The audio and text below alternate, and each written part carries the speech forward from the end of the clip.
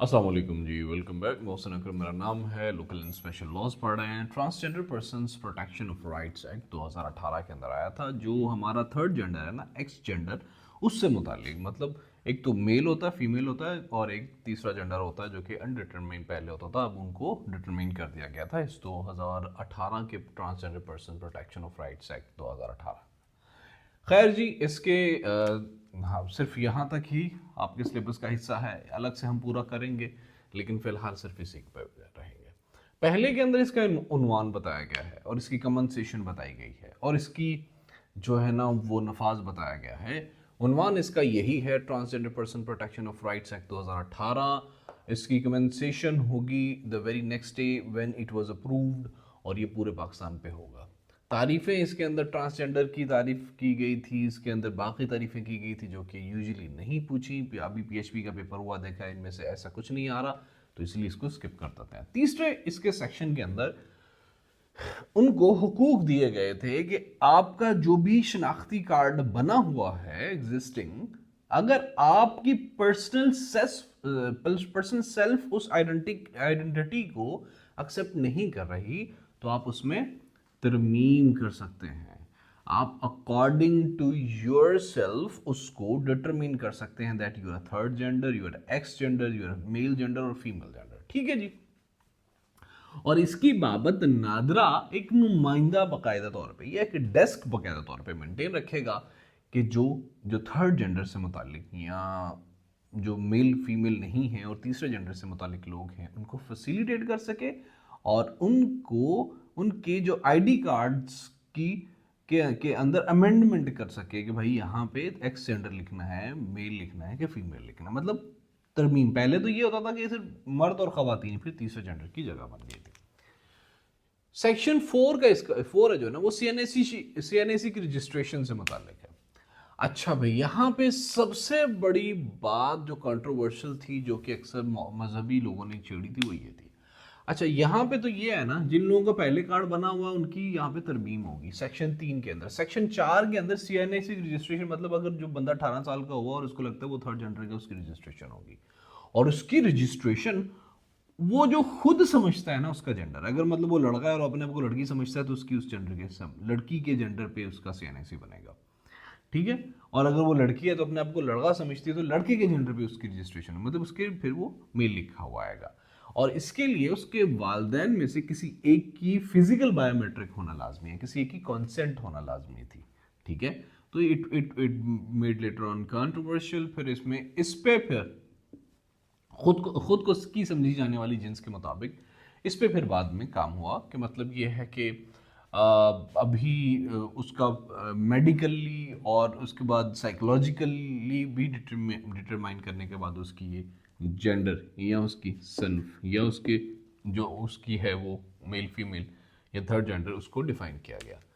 पांचवा सेक्शन तीसरा है ऑलरेडी डिफाइन, ऑलरेडी जो लोग, जिन लोगों का शनाख्ती कार्ड बना उनकी तरमीम।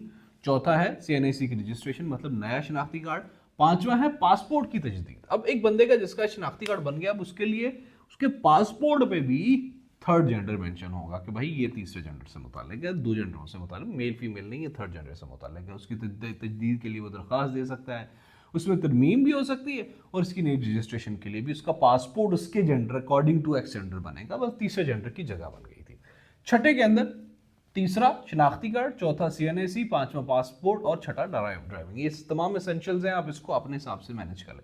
ड्राइविंग लाइसेंस के लिए दरख्वास्त दे सकते हैं ट्रांसजेंडर। उनके जब शनाख्ती कार्ड बन गया तो उसके अकॉर्डिंगली पासपोर्ट बनेगा, फिर उसके अकॉर्डिंगली क्या बनेगा, ड्राइविंग लाइसेंस। नौवें के अंदर ट्रांसजेंडर अफराद के लिए अलग कितार की कि जितने भी गवर्नमेंट ऑफिस हैं, जितने भी सरकारी इदारे हैं, उनके अंदर एक तो मर्दों की कितार होती है, एक औरतों की कितार होती है, और एक थर्ड जेंडर ट्रांसजेंडर की अलग कितार मेंटेन रखी जाएगी। मतलब अगर सबमिशन, फॉर्म सबमिशन, डॉक्यूमेंटेशन वगैरह वगैरह के लिए, तो जो institution, whether that are any sort of educational institution और any sort of other government institution, उनके अंदर अलग मर्दों, ये किसकी इसका कौन सा सेक्शन है, 9वें सेक्शन के अंदर उनकी अलग कितार की बात हुई है। तीसरा था शनाख्ती कार्ड में तरमीम, चौथा था रजिस्ट्रेशन, नया शनाख्ती कार्ड, पांचवा था पासपोर्ट, छठा है ड्राइविंग, लाइसेंस और 9वां है अलग किताब। 11वां जो है ना वो है तहफ़्फ़ुज़ के मराकज़ के क़याम। कोशिश की जाएगी कि जिस तरह दूसरे जो इदारे होते हैं ना, जिस तरह ये यतीम खाने होते हैं, मैं सॉरी इसको लफ्ज़ को इस्तेमाल करने के लिए, जिस तरह इस तरह से स्पेशल जो इंस्टीट्यूशंस होते हैं, उसी तरह से थर्ड जेंडर के तहफ़्फ़ुज़ के मराकब भी जो प्रिवेंशन गवर्नमेंट होगी वो कायम करेगी टू द रिस्पेक्टिव प्रोविंसेस। तो 11वें सेक्शन के अंदर था। 12वें सेक्शन के अंदर ख्वाजा सराओं की तलाशी का तरीकाकार बताएंगे। अच्छा दोस्तों, ये थोड़ा ट्रिकी है। एक बात तो ये कि तलाशी ऑलरेडी जो ज़ाब्ता फौजदारी है उसके अंदर 1898 है ना, उसके अंदर डिफाइन है कि मर्द की कैसे तलाशी ली जाएगी, और जो है ना वो औरत की तलाशी का तरीका बताया गया कि औरत के जरिए औरत लेगी।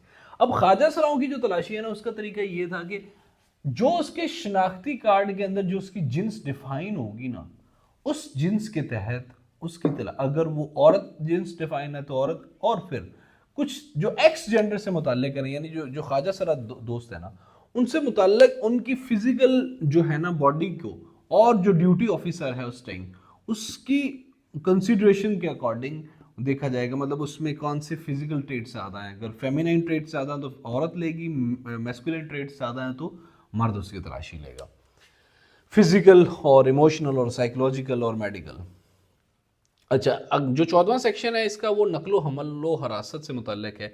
मतलब ये है कि अब ख्वाजा सरा, let's say if that person is arrested, अगर वो अरेस्ट हो गया, अब उसकी नकलो हमल और हरासत क्या होगा, क्या सिस्टम होगा। मतलब अब अगर उसको डिटेन करना है पुलिस स्टेशन के अंदर, तो उसको या उसको पुलिस स्टेशन या उधर अदालत में लेके जाना है, या उसको जेल में भेजना है, तो इन तमाम चीज़ों के लिए अलहदा सेल होंगे, अलहदा उनके वॉशरूम होंगे, अलहदा जो इसका वो इन्वेस्टिगेशन रूम होंगे। हर चीज़ के लिए जो एक्स जेंडर है ना, जिस तरह ख़वातीन का अलग से है ना, एक्स जेंडर का भी इन तमाम चीज़ों के अलग अलग अलग अलग होंगे। जो सेक्शन 15 है ना, वो अलग सेल्स का क़याम बताता है कि भाई इनके लिए हर जो है वो इदारा, वो प्रोबेशन का प्रोसेस है, वो रिटेनिंग का प्रोसेस है, वो लीगल प्रोसीडिंग्स है, तमाम के अंदर इनके अलग सेल्स होंगे। मतलब ये है कि इन्वेस्टिगेशन सेल इनका अलग होगा, इंटेरोगेशन जो सेल है इनके तमाम जगह पे अलग सेल होंगे। ये सेक्शन 15 इस बारे में आपका बताता है। 17वां जो सेक्शन और आखिरी सेक्शन हमारे सिलेबस का हिस्सा वो है तालीमी इदारों में शमूलियत। जो फेडरल और प्रोविंशियल गवर्नमेंट है वो मराद फराहम करेगी, मैक्सिमम फैसिलिटेट करेगी इन एक्स जेंडर को, ताकि इनकी कोशिश हो कि इनको फ्री एजुकेशन मिले, और इनकी जो आगे अपब्रिंगिंग है एजुकेशन के अंदर, इनके अंदर तहकीकाती या तहकीकी प्रोग्राम भी हों, इनका जेंडर कौन सा है, कैसे इन चीज़ों को आगे लेके चलना है। So only these are the things which are included into our syllabus. तो आप ज़रा इसको अपने हिसाब से कोशिश कर लें, एक बार तो दोबारा सुन लें, इसको नोट डाउन कर लें।